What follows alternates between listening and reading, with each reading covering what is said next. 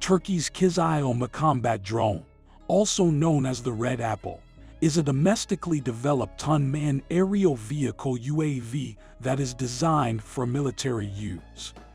It was developed by the Turkish defense company Vestel Savunma and was unveiled in 2018.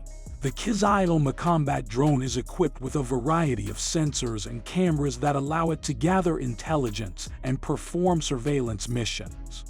It can also be equipped with weapons, such as missiles or bombs, and can be used for strike missions.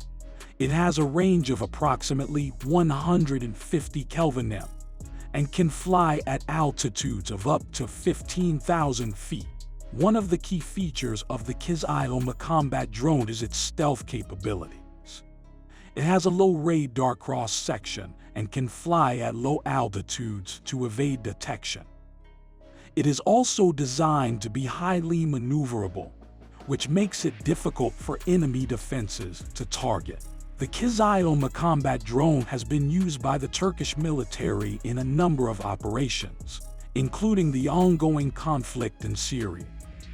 It has been praised for its effectiveness and reliability, and has proven to be a valuable asset for the Turkish military. In addition to its military applications, the Kizilelma Combat Drone has also been proposed for use in a number of civilian applications.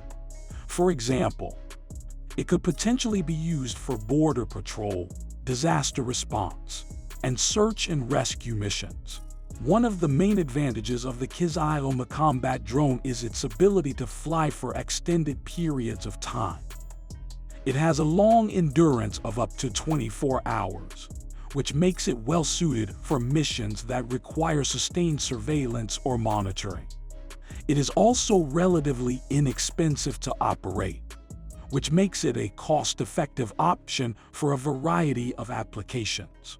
The Kizilelma Combat Drone has received widespread attention both within Turkey and internationally.